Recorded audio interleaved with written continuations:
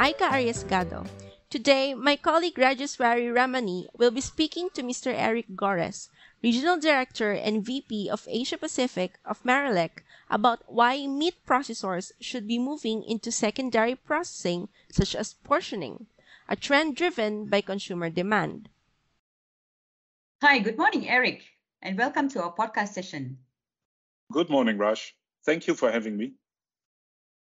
Eric, my recent chats with industry people like you made me realize that there is a need for meat processors not only to expand their operations, but also invest in further processing due to consumer lifestyle change. Thus, why is it crucial for meat and seafood processors to get ready to invest in secondary processing? And why do they need to invest at all? Yes, that is correct. You mentioned it already, changing consumer lifestyle, which itself, I think, is also a result of further globalization. I am from Europe. I live here in Malaysia, and I can see it's easy for me to get products and also dishes from the West, where I used to live, where I come from. But also at the same time, you see also more and more different dishes, products from on the protein side here in Asia. So there's definitely more and more influence. There is a further urbanization. Cities are growing, especially here in Asia, and the population will also grow, meaning that there will be more demand and there will also be more diversification of meat and poultry and fish and seafood products. And for that, the industry needs to be ready. In other words, they need to invest in technology, in further automation, into secondary and into further processing. So definitely there are still wet markets throughout Asia that fulfill the need for whole birds when you talk about poultry, but that will become lesser and lesser, and there will be more and more products needed, and therefore also more and more investments from the industry. So that means we are not just talking about consumers like dining out and opting for this kind of like different cuts of meat, but it's probably also for home cooking as well, right? Yes, exactly. Yeah. Basically, we can say there's food retail, which means like the supermarkets, and then there's the food service, which is an industry that basically produces for people to dine out. And apart from that, I mean, all this technology, you see it the same. I mean, the Grab platform here in Asia is a good example. In Southeast Asia, it's a good example, right? You can order at home from restaurants. So again, I mean, the more diversification there is, the more the need for investment in the latest technology is also be done. And it's very simple at the end of the day. And this is not a doom scenario, but if you choose as a, let's say, a poultry integration, you choose not to invest and continue on the path that you've always walked, you will meet a dead end. At the end of the road, it will be a dead end. You have to follow this. And even better, you have to be a leader in this field. And that's also what you see when you look at the big integrations, the big players in this industry. They all heavily invest in further processing and secondary processing. Okay, great. So what are the new technology or trends in the segment now for the Asian industries? The trends that I see on the poultry side, which comes actually from the US and Europe, and that is also covering Asia, is that when you talk about poultry, that dark meat deboning next to the classic breast meat deboning is gaining importance. And wherever you go in Asian countries and you go to the supermarkets, you will see that dark meat, which is thigh bone meat, is becoming more and more available. In the supermarkets, you see it next to the breast fillet, which has always traditionally been the most valuable part of the poultry.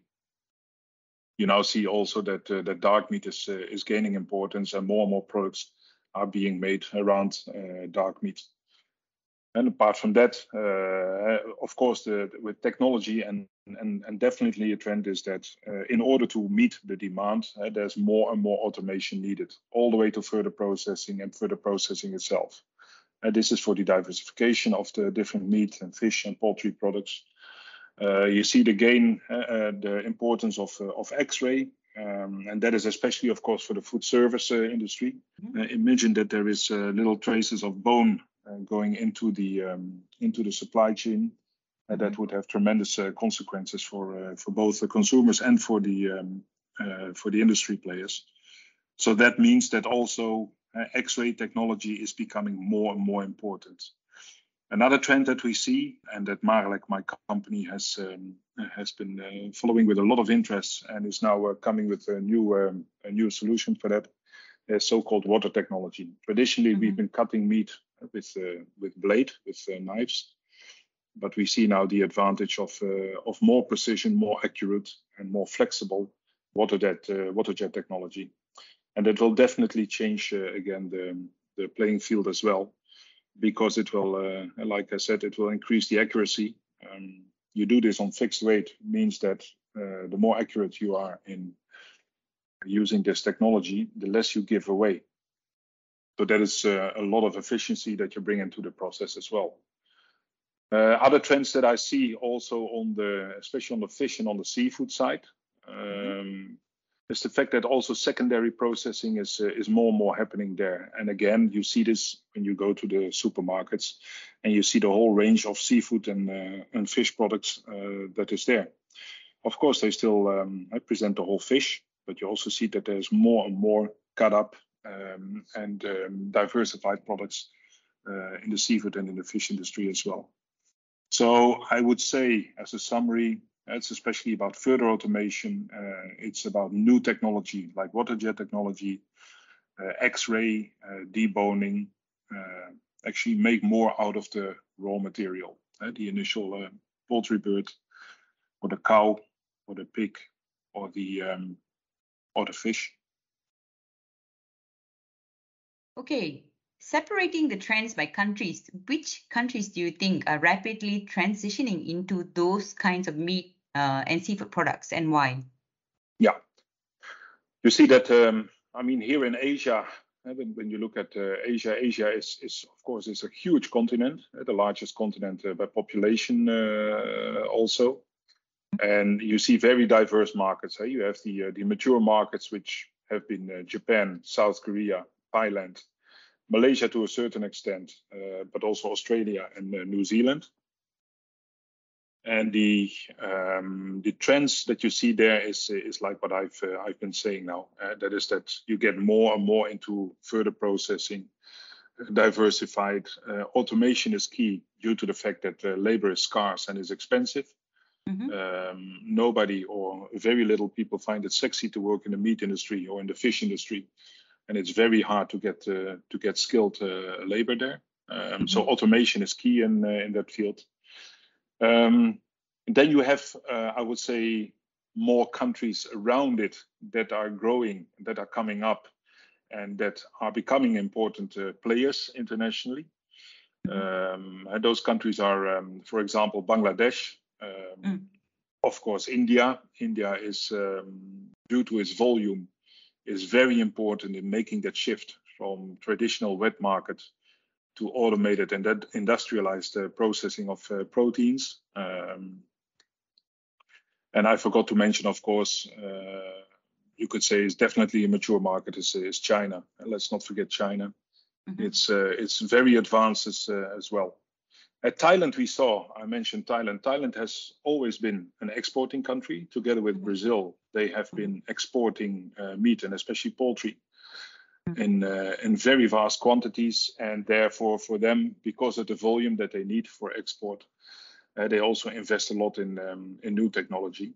And of course, we have markets like Indonesia, the world's largest Muslim population, focused on poultry. You see a huge increase in the need for poultry products, and they are also making that shift. So overall, even though the wet markets still exist traditionally, they are losing importance, meaning that people will more and more demand processed products. And Vietnam, one of the countries, also a very young population, more than 100 million people, of which the vast majority is under 25 years old. These people, they see, of course, on their phone, on their tablets, and on the TV, they see what is happening in the world. and they wish for the same, meaning that they want to develop themselves. They want to grow, and these people also are interested in variety and diversification of protein products. And Sorry, go ahead. Yeah, I think overall in Asia the trends are more or less the same. It's just the maturity of the market that defines the investment needed in new technology. But overall, Asia is gaining importance, and that is another trend that we see.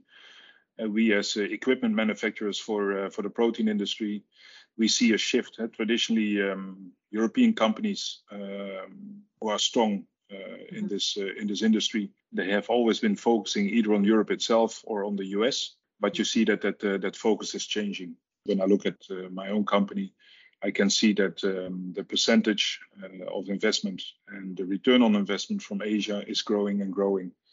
And in the meantime, it has surpassed already Europe itself. US, because of its high volume of meat products, is still number one, but it's a matter of time that Asia will become the most important market. Okay, that's good. That's really good to hear. So I'd like to field a question for Marelec especially. So just now you told me that you have equipment that could save on wastages and things like that. So can you expand a little bit more on that, and also expand on how you also help to negate the impacts of things for, like for sustainability? How do you help in terms of like sustainability? Yeah. First of all, we do that. Marelec is building a new facility back in Nieuwpoort in Belgium, their home base. They will extend their current facility and triple it in size. And at the same time, they will also invest there in solar energy. They will invest in green technology for the factories, so for the manufacturing of the equipment that we make, and the technology, the machines that we produce, the technology that we use. I've been mentioning the water jet as an example. It's focused on fixed weight, meaning that there will be less and less wastage of animal product, of the raw protein. So that itself is, of course, a more sustainable way of producing meat products. And the water that it uses, because it uses quite a bit of water for the water jet, but that is in a separate tank, in a separate reservoir, and more than 85% of that water can be recycled and reused again.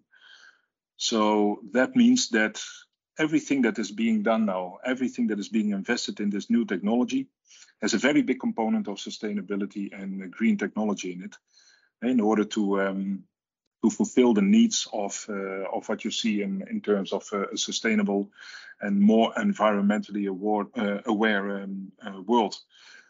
And other than that, of course, we also always try to I would say, invest in research regarding use of less energy. The more we can make with less energy, the better it is at the end of the day for everyone. So I know a lot of R&D, and especially the R of research, goes into that. Goes into finding out what we can do in order to use less energy for producing the proteins that we need. Yeah, I think that would be something a lot of food manufacturers and meat processors would also look at as well. You know, it's the energy costs. You know, how to save energy costs as well. Correct. Yeah. I've seen that throughout the last 4 or 5 years. Also, indeed, with rising cost of electricity. Due to inflation and the war in Ukraine, the energy crisis also, you see there's more and more awareness, and also solar energy is gaining, and wind energy in Europe. But solar energy, solar panels here is also due to the weather, of course, the climate here in Southeast Asia. It's a perfect source of alternative and sustainable energy. And there's a lot of investment being done there on that part. So that would be like coming to Asia as well. Yes, definitely. Yeah. I know that a lot of investments in the facilities, in the processing plants, in the barns, so the farms itself, they make use of a lot of solar energy as well. Yes. Yeah. Okay, that's great. So thank you for agreeing on this podcast today, Eric, and I hope to speak to you again on another topic. Well, thank you thank you for inviting me. It was a pleasure, and I look forward to that, Raish, to next time. Thank you for listening to another edition of Asian Agribiz Podcasts.